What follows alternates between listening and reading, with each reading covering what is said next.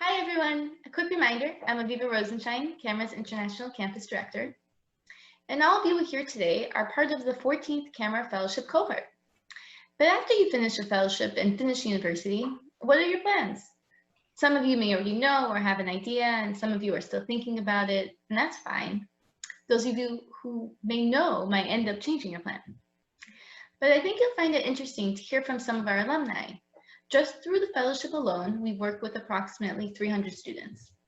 The vast majority are still connected to camera in Israel, professionally or out of personal interest. And some have made Aliyah, joined the IDF, some are columnists for various Israel-related newspapers, others work for Israel-related organizations such as Hasbara Fellowship, Stand With Us, and various Hillel houses. Today we'll hear from 3 of our Camera Fellow alumni who have gone to make Israel education a part of their career and a major part of their lives. So I'm glad to introduce our 3 panelists, and afterwards I'll pose a question for each of them to answer. Jacob Baime, the Executive Director of the Israel on Campus Coalition, or the ICC, was part of our first ever Camera Fellowship cohort during the 2007-2008 academic school year. Before joining the ICC team, Jacob worked for several years at APAC, serving as our National Field Director and later as APAC's Area Director in the New England region.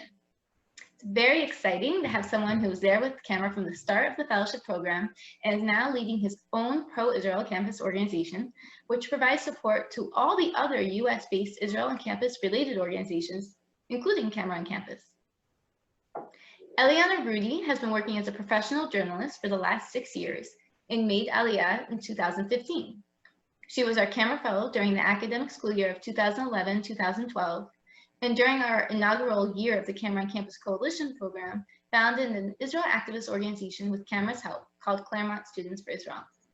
She also coined our campaign to educate students about the child abuse seen via the PA and Hamas through children's television programs called Less Hamas, More Hummus. In 2013, Eliana received the Honorable David Bar-Ilan Award for Outstanding Student Leadership for her work as a Camera Fellow at Camera's annual gala in New York City. It is amazing for us to have a fellow alumna who has now become a successful journalist focusing specifically on Israel-related issues. Tamara Berens is an inaugural Krauthammer Fellow at Mosaic Magazine in New York City.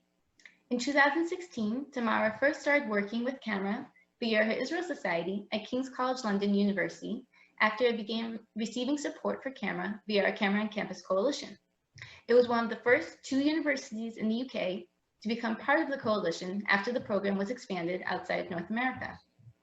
KCL Friends of Israel Society, under Tamara's leadership as VC, was also the first society outside of North America to receive Camera's prestigious David Bar-Ilan Award for Outstanding Campus Activism at Camera's annual gala in New York City in the spring of 2017.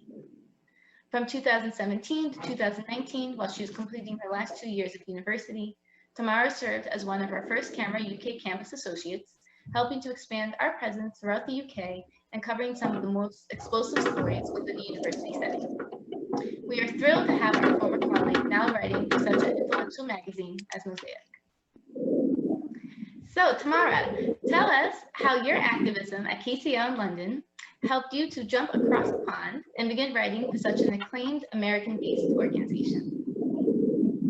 Thank you so much, Aviva. It's such a pleasure to be on this panel and to be back at the Camera conference, so really thank you. So as Aviva said, I worked for Camera for 2 years as a campus associate while I was a student in college. And I can say with absolute certainty that the experience was really what got me to where I am today. So I'm now a Krauthammer Fellow at Mosaic Magazine, which is a Jewish magazine of ideas and opinion based in New York.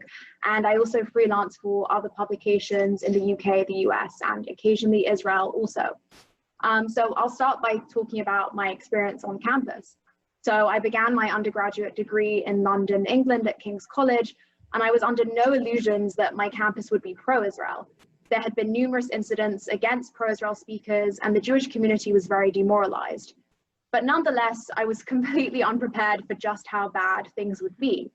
In October 2016, Israeli speaker Chen Mazig, whom you all heard from yesterday, I believe, came onto campus as part of a joint event organized by Camera with King's College London and University College London's Israel Societies. From the moment we stepped foot onto campus for the event that evening, we were mobbed by aggressive anti-Zionist protesters who had gathered from campuses around the city to shut down Chen's event. The protesters chased us around the campus building as we ran from room to room, trying to find a quiet place where we could hear Chen speak. Ultimately, we found a room and we piled in, and we literally had to barricade the doors and windows shut in order to stop the people from coming in the room and physically disrupting the event. The protesters were shouting so loudly that they drowned out Chen's voice, and it was really a traumatizing experience for both myself and my friends. To be chased around campus by a mob of protesters as Jewish students in a modern university building, the whole experience was just completely surreal. And I don't think I really developed the courage to state how badly it affected me and my peers until recently. But it was inspiring nonetheless to see Chen's strength. He went ahead with his talk despite the screaming and the music from the protesters outside. And he spoke and he ended the event as we all sang Hatikva together before we were escorted out of the room by the police that had to be called because the situation was completely out of control. And so after the talk, things had really not improved. My university administration punished us for wanting to host more Israeli speakers. They would repeatedly put in place arbitrary restrictions on our events, even as they allowed the Palestinian Club to hold their own events without any limitations. And I think the important thing in this period was just to have Camera's unconditional support. I feel like Camera really affirmed to me that, you know, what was going on was not normal. As a student, you're sort of so caught up in the moment, it's harder to have the big picture of what is going on. And I think that's why it's so important just to work closely with Camera and just to kind of keep the dialogue going and to remain informed and to have the support from people who are, you know, who have more experience in this area and can kind of give you the unconditional support that you really need. And I think what I also found on campus was that there were many other organizations that were active that just did not want to tackle the anti-Zionism head on. They would prefer to sort of act like everything was fine and, you know, let's not rock the boat, let's not publicize any discrimination or aggressive behavior from SJP or JVP, let's just kind of keep everything discreet. And of course, every situation is different and sometimes there are specific reasons for being discreet, but I think for the most part, as a journalist, I believe it's always important to document everything. You know, just as on a national or international level, the news provides a public service, so too does this apply on campus. It's so important to tell your fellow students, your professors, the administrators, what's going on. And I think it's also important to be brave and proud and tell your story. And that's exactly what we did with the help of Camera. We sent letters to the administration, we wrote articles, we reached out to national and international news organizations to publicize what was going on. I was able to go on I-24 News and speak about the situation on my campus. And I think that was really an incredible opportunity. And so I think to me, the work of Camera is just so important, and specifically two of Camera's main principles are telling the truth publicly about Israel with confidence and accuracy, and confronting lies head on. And I think that's such an important, you know, both of those are such important principles. And they have definitely, you know, continued to inform me as I go about my career today.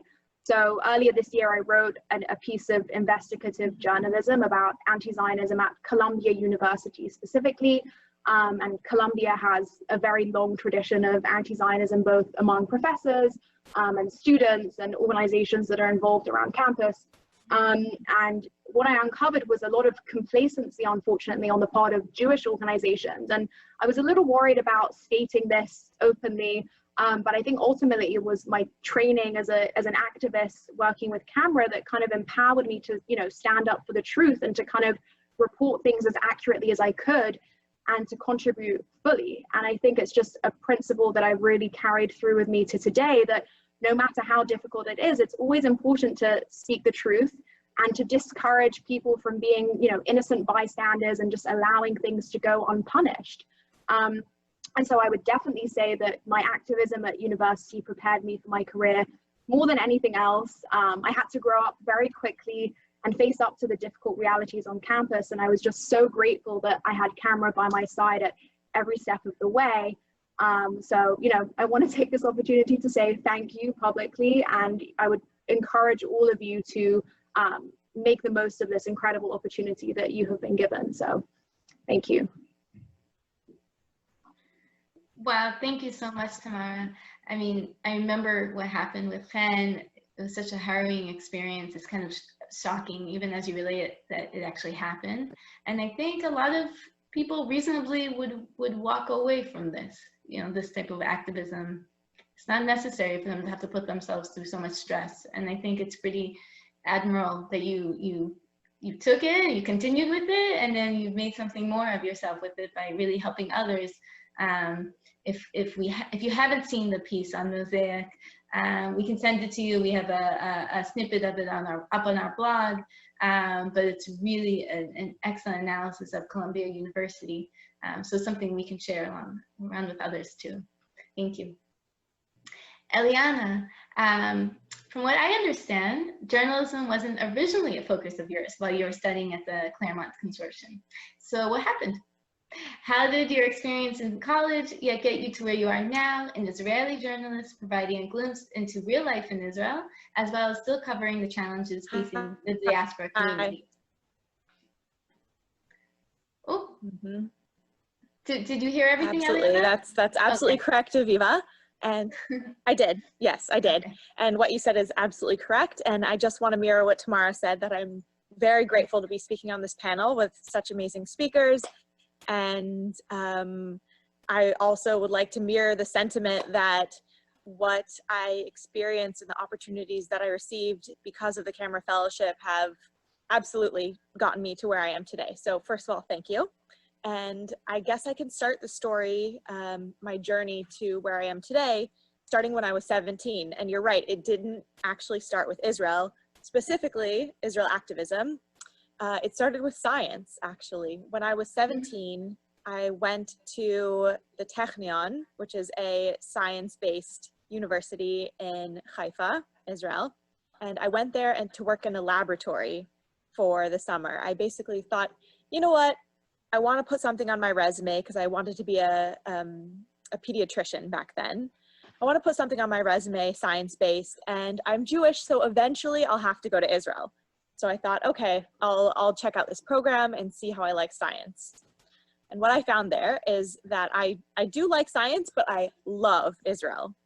And I just soaked everything up. I loved everything, the music, the people, the language, the culture, everything about Israel, I just absorbed. So much so that when I got back to high school for my senior year, I would not stop talking about Israel. Somehow my math teacher even called me Israel girl because I found ways to connect discussion in math class to Israel. That's how obsessed I was. My mom said that I caught the Israel bug. So I came back from that experience, and the next year I entered college at Scripps College, part of the Claremont Consortium in Southern California. And pretty immediately I received an email from a group that I didn't recognize, but I think a lot of you will recognize. The name was Students for Justice in Palestine. And it was this nasty email that was sent out to the entire campus population of 5 colleges. And, you know, it was what we still see today, calling Israel an apartheid state, focusing on its racism and war crimes, even comparing it to Nazism. And at this point, I really did not know much about Israel. What I knew is that I loved it and that I had a very special connection to it based on the experience that I had there. But I really did not know much about politics or history. But I knew what I felt in my heart, and I knew that what I saw from that email did not align. So at that point, I took it upon myself to, like many of you guys have, to learn more. And I came across the Camera Fellowship, and I did the Camera Fellowship among a few different other fellowships to really educate myself. And I really wanted to advocate for the Israel that I knew and that I loved. And from there, I really learned more about Israel. Of course, I wrote some articles in my student newspaper. I hosted events. And I think that just really launched my leadership as well as my knowledge about Israel. And of course, I went back to Israel at every chance I could. I think in the next 7 years, from the time that I went first to the time I made Aliyah, I went back every single year. And one year in 2014, a year before I made Aliyah, I was in Israel on an entrepreneurship program during the summer. And as many of you know, that summer there was a war between Israel and Hamas. And that was also the first time that I had to run to a bomb shelter, as I'm sure most Americans would say it was their first, most Americans on the program. And at that point, I had a friend who knew that I had written articles for my school newspaper before through camera. And he said, Ellie, a few people I know someone who's looking for someone to write about what it's like to run to a bomb shelter for the first time from an American perspective. So of course I jumped at the opportunity, and I wrote an article that was placed in USA Today, which is the US's most widely read newspaper. And I wrote another one after that about how entrepreneurship can be a road to peace in the Middle East, and it was published in Forbes. So I have to say it was, from my perspective, pretty much beginner's luck. But from there, I was hired to continue writing. And when I made Aliyah, I basically had a job waiting for me. And I can say that that was absolutely a result of the training I experienced and the experience I had from camera. And of course that continued until today, and it still has. And right now I work mostly for Jewish News Syndicate, which is a wire service for the Jewish world. But I also freelance for the likes of Jerusalem Post and a few other Jewish news outlets. And what I have to say from my work is that I've realized that the activism that I learned through camera, it wasn't just a fellowship, and it's still not just a job for me. It's really Israel activism and Israel education is where I find the meaning in life for myself. It's what motivates me to connect with others. It's what I love about living in Israel and being a part of the Jewish people. And it's really just at the core of my being. And that is not small. And I really do have to thank camera for igniting that fire within me. And I hope that you guys also find it similar, that it ignites the fire within you, whatever that fire may be. Wow, thank you so much, Eliana. I was listening to your story. I was thinking of different points that first, when you're talking about sciences, and I was thinking how that's really not too random for journalism. There's several of my colleagues, of our research analysts, that were in the sciences before they started working for camera, because it's an analytical type of job. And also you could say that also works with journalists, you know, and trying to fact check everything, get all the details. It's very analytical. That's a good point. Very good point. Yeah, so they work together. Another point is, what's sad is a lot of times SJP and anti-Semitism sparks a lot of activism within students. Sometimes the realization that there's so much, you know, anti-Israel rhetoric or harsh things being said that are untrue, or even anti-Semitic, that pushes people to act, which is unfortunate because it starts off kind of negative. But in the end, you can see that it really, I don't want to say camera changed your life, but the world of Israel definitely changed your life, where you are now, and that's really amazing thing to see. I would say it's pretty accurate that camera changed my life. Thanks, Eliana. Now, Jacob, so while you were a student at Brandeis University, did you imagine that you would be at the helm of one of the most influential Israel on campus organizations? What steps did you take in order to achieve such success? Well, thanks, Aviva. I certainly didn't imagine it. And I just want to start by saying to each of the fellows, congratulations. Congratulations on being accepted to what is a very elite program. This is the largest class ever of camera on campus fellows, but it still remains a very competitive process, and it's just awesome that you have this experience. And I also just want to say to each of the fellows, thank you. Thank you for all the activism you did that got you to this point, to being accepted and admitted as a camera fellow. And also thank you for the commitment you have made, that each of you has made, to continue that activism alongside camera in the academic year ahead. And it's especially important today, I think, because in some ways, the digital future that we have all been counting on has arrived, but it has arrived way ahead of schedule. You know, this was going to take 1 or 2 decades to get to the point where everything was happening on Zoom, everything was happening on Google Meet, where digital activism was going to define the pro-Israel and the anti-Israel movements on and off campus. And so it's a particularly important moment, whether you're focusing on writing, whether you're focusing on social media, whatever track, whether you're focusing on the on-campus coalition work, it remains important. And our campus communities today, doesn't matter if they're in person or if they're virtual. In fact, in the virtual communities, the activism has actually ramped up. This has been a summer like no other. Like none other, where the activism has just escalated. And so I'll tell you my story a little bit. Growing up, I grew up in Tampa, Florida, and I always loved politics. There was a while there I was in elementary school, but after that, middle school, high school, I was intensely focused on politics. I was involved in party politics. I was at that point affiliated with the Democratic Party. Today, I'm kind of bipartisan, very moderate. And I also was focused on anti-smoking activism, believe it or not. I didn't have a personal connection to that issue, but I was an anti-tobacco activist in Florida, and I helped, as a student, I helped the movement to ban indoor smoking, especially at restaurants. We used to say that a smoking and a non-smoking section at a restaurant is like a urinating and non-urinating section in a swimming pool. Doesn't work.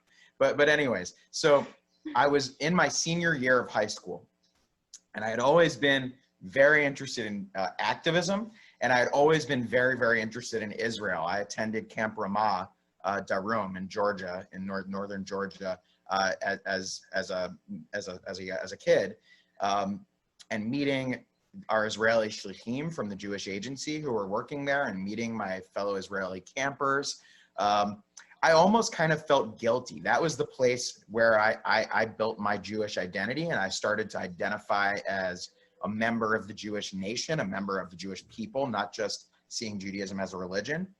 And then in my senior year of high school, sort of having both of those bugs, the activism bug and the Israel bug, I ended up actually going to an AIPAC policy conference. And that was the moment at which I realized that I could kind of combine the two, and that I didn't have to feel guilty that I wasn't going to make Aliyah and join the IDF, that actually I could make a big contribution here, because Israel's enemies, the people who are behind the propaganda, the global propaganda campaign to end Israel, are very, very focused on ending support from Israel's allies, including the UK, including the United States, including others.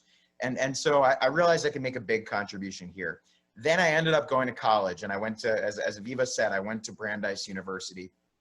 And I was really lucky that Brandeis is in the Boston area. And in the Boston area, camera was the dominant force when it came to Israel and pro-Israel activism. And so my freshman year, I had been involved with some other groups. And then my sophomore year, camera decided, you know, we realized the problems on campus are escalating. Remember that BDS started in 2005.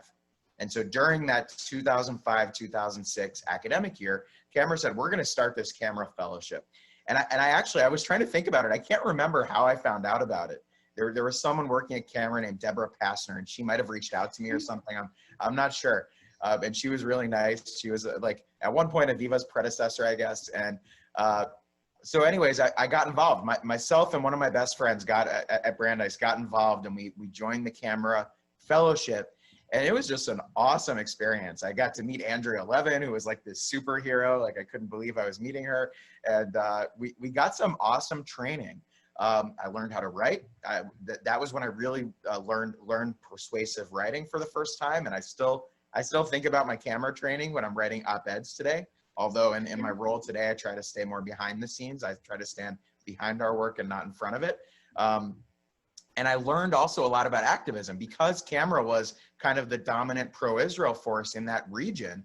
BDS actually at that point started pretty quickly coming to some of the municipalities around my school and around the Boston area. And so even as an undergraduate, I was involved with camera in the lead in fighting BDS. At one point, we were actually knocking on doors.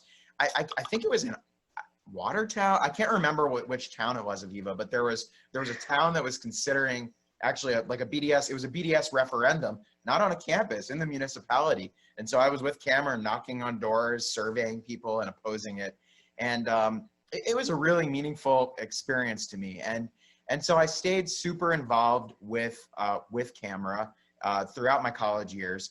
And then when I graduated, I thought I was maybe going to be an attorney, actually. I took the LSAT. I did okay. I was not a good student. I was super focused on my activism the whole time. I took the LSAT. I did okay on it. I got into a couple of schools, of law schools. But then AIPAC reached out to me and said, hey, we've got this job. The pro-Israel movement has given a lot to you during your college years. Maybe you want to give back for a few years by joining our professional staff. So I joined AIPAC and I moved down to Washington, D.C. right after I graduated from college in 2008. And I became a field organizer in AIPAC's campus program. And I still partnered with Camera and with Stand With Us and with Hillel and with all these other groups at that time. But it was just a great experience. And eventually I transitioned from working in the campus program in AIPAC to the community program. And I moved back to Boston. And for a couple of years, I was in Boston as what AIPAC calls an area director. And I was focused on working with community members who supported the U.S.-Israel Alliance in Maine, Vermont, New Hampshire, and Massachusetts outside of the Boston area were my areas of responsibility. So I was doing some fundraising, political activism, lobbying, really interesting, engaging work. But I missed my work on campus because things during that period when I was up in Boston, and Aviva was in Boston at the same time working for Camera. It was before Aviva made Aliyah. I missed the work on campus because things were actually getting much, much more challenging on campus. Our adversaries were pouring millions of dollars and all sorts of professional resources into the campus. And this job opened up at the Israel on Campus Coalition back in Washington, D.C. And I decided I would go for it. I thought it was a real long shot. I didn't think I was going to get this job. My predecessor was much older and actually, go figure, was an attorney. And so I never thought I would get it. But as it turned out, I got that job.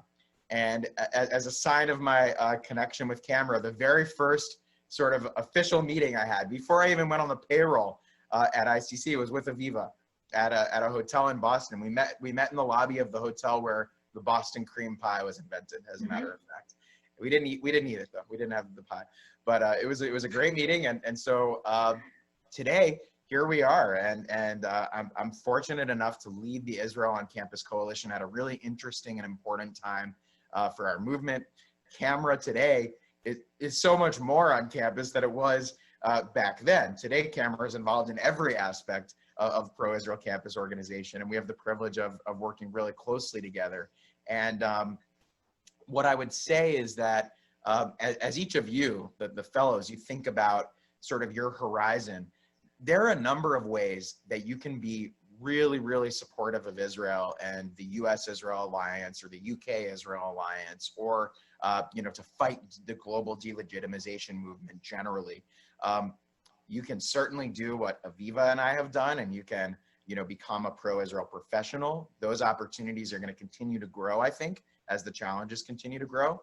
You can do what Eliana and Tamara have done, getting involved with journalism. And I'll say that JNS is actually one of the organizations, if you could go to jns.org, that's covering what's happening on the campuses probably as closely as anyone is. And so I know that at ICC, we are consuming all of that every day. And it's really important to take a look at that. Or you can be a lawyer, you can be a business person, you can be a community leader who supports supports all of these efforts by helping to finance them, by, we need tons of lay people involved, volunteer leaders involved. So there are a number of different horizons to think about. But what I would say is that by virtue of being a Camera Fellow, you're going to have a base of skills. You're going to have a network, importantly, a very, very powerful network of current and former Camera Fellows who want to help you out. And you're going to have an opportunity to continue contributing to this global movement to make sure that Jews continue to enjoy sovereignty.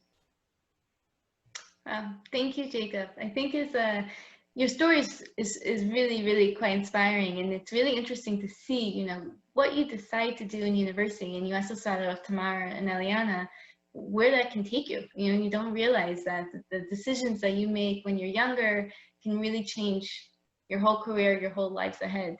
And I appreciate, Jacob, a lot of the advice that you're giving with people, what people can and can't do. And we have a few questions coming from the students specifically about that. So one of these questions I want to direct towards you, I think you could give a lot of input, is what advice would you have for people who wish to follow a career in Israel activism in a competitive field, especially if one is not Jewish? And this is coming from Alston from Carleton University in Canada. Sure. Well, it's a great question. And I'll tell you that at the Israel on Campus Coalition, we don't consider ourselves a Jewish organization. Are we inspired by Jewish values? Of course. But we consider ourselves a pro-Israel organization. And so we have a whole bunch of students that we're involved with that are involved with all of the various organizations we've worked with who are not Jewish. We have employees who are not Jewish, including, one of our outstanding superstar regional directors is not Jewish and is, doing an incredible job working with Jewish and non-Jewish students. So I think that, when you look at the idea of support for Israel, certainly from the American standpoint, there still is a very strong notion that between the United States and Israel, there are shared values and there are common interests, very much so on both counts. And so it's not, in my mind, a Jewish issue per se. My advice is to just continue your activism. And I think particularly, already we were seeing a trend towards digital activism. Before the coronavirus, before the lockdowns, before this just crazy digital first, or as I've called it lately, digital by default environment that we're in right now, online activism was already important. I believe that trend is going to continue. I think that a lot of the work from home is here to stay. I think that a lot of the social distancing might be here to stay. And so one of the things that you can do is really master this idea of digital activism. How do you build an audience on social media? How do you, by the way, design graphics for the web? How do you design simple videos for the web? Those are skills that are going to be in very high demand and that are going to serve you very well. The other thing that I would urge you to do is to try and consume a diversity of views and a diversity of information. One of the things that's happening today in this environment, and actually one of the things that has led to so much division and discord, I think, certainly in American society, but I think also globally, is the idea that it's very difficult today to break out of your information bubble. Each of us is seeing our Facebook news feeds or our posts on Instagram or TikTok or however we're consuming information. And we think that we're getting the full picture. But the reality is it is a highly, highly curated sample. It's not a representative sample of views and of what's going on. And you might be getting actually 5% of what's going on in your highly curated social media bubble. And so what I would urge you to do is read as much as you can get your hands on, watch as much as you can get your hands on. In the United States, I'm a person who every day reads both the New York Times and the Wall Street Journal. I'm a person who in the morning watches Morning Joe on MSNBC, and in the evening, I watch Special Report on Fox News. And I feel that gives me a much broader view of what's going on, and as a result, I'm able to make more informed decisions. So those might be a couple of pieces of information. And then I would also say that, as just a final comment on this, that very often there's this cliche that it's not what you know, it's who you know. And there's something to that, but I would turn it around a little bit and say, it's not who you know, it's who knows you.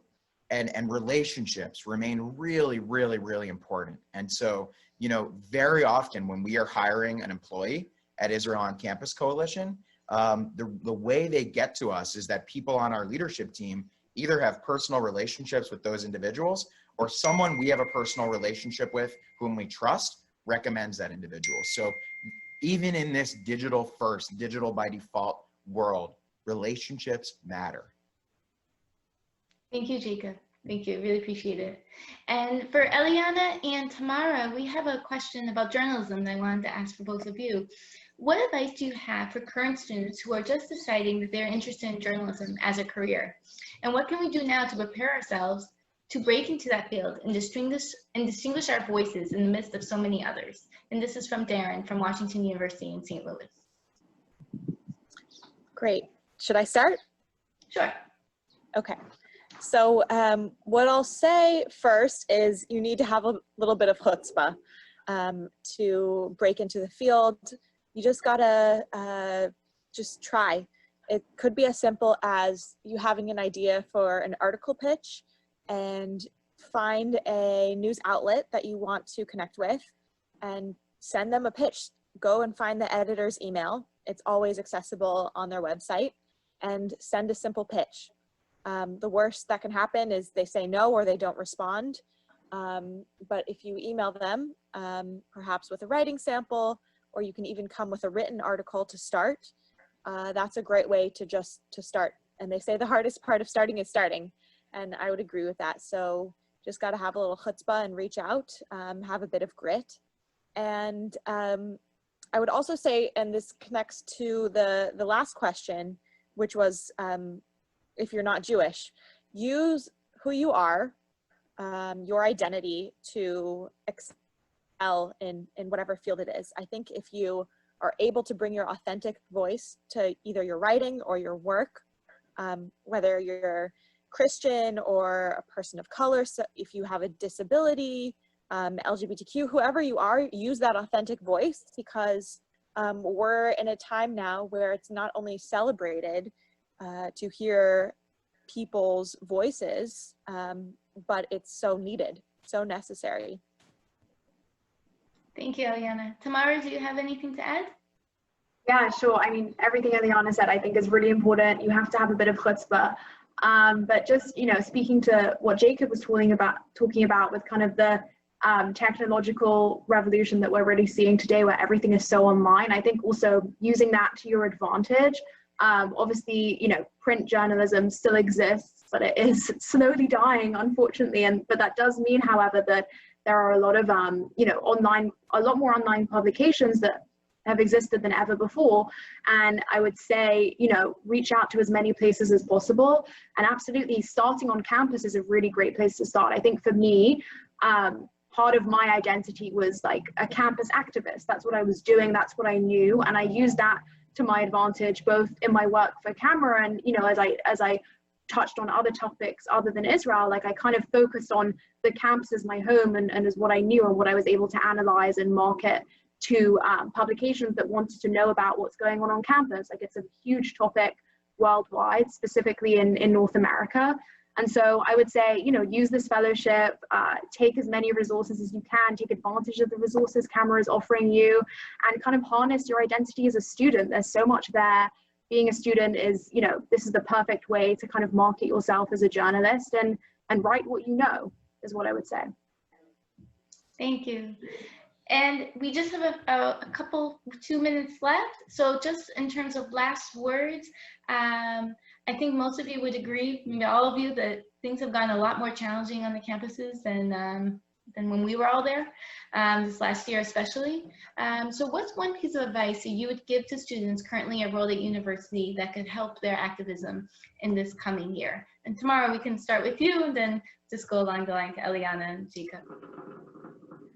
Sure. I mean, there's so much to say, so many pieces of advice I would give. I think the first thing absolutely is just to kind of have courage, you know, be as brave as you can, but at the same time, like, take the time that you need when you need a timeout, just to relax and kind of be on your own to process what is going on. You know, it's an extremely stressful time, and I know that I didn't realize when I was living in the moment just how much stress I was under. If you choose to be active and you choose to be pro-Israel, you are taking on a burden, and you know, it's, on the one hand it's a burden, on the other hand it's you're doing something that's so important and so essential for the future of the Jewish people that you should still be doing it, but you should still recognize the toll that it takes on you, and take time to relax. Don't suffer by yourself, share with friends, reach out to Camera. Like, that's what Camera is there for, and that's why, you know, you're in this position of doing this fellowship.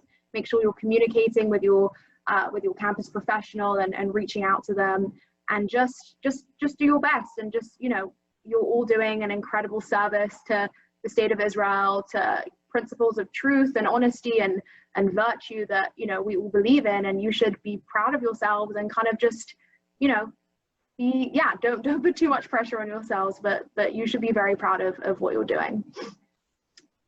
Thank you, Tamara. My advice to everyone, first of all, yeah, keep supporting each other. If you ever have questions or feel like you want support, always, you can reach out to each other. You can reach out to Camera. I don't know about the other speakers, but I can say on my own behalf, you can reach out to me, and follow what you love doing. I think that the opportunities are really endless, but there's a quote it's something like, if you love what you do, you'll never work a day in your life. And I really believe that. I remember when I got kind of the list of requirements that I had to do, that I had to accomplish on the Camera Fellowship, I was like, okay, like, this is stuff that I love to do anyway. So I think if you really focus on the things you love to do, the rest will follow. And that's, I think, where you can make your biggest impact, where you can make a living, where you can find meaning, and the rest will really come quite easily. Thanks, Eliana. I guess my one final piece of advice, Aviva, would be to be kind and to reach out to the people around you, the people who are in your orbit. This is a very, very stressful time, as was said, and the virus is contagious, but love and kindness are also very contagious. You never know what someone is going through. And I would just say, don't underestimate the value of reaching out, of giving people the benefit of the doubt, of doing everything you can. Small acts of love and of kindness go a very, very long way during a dark time like this. Thank you, Jacob. Thank you all so much for speaking with us today. Your advice was so helpful. Your stories were so inspiring. Really, thank you so much. And thank you for still being part of the Camera team. That's it for this panel, and we'll be beginning the last panel in a few moments. Thank you.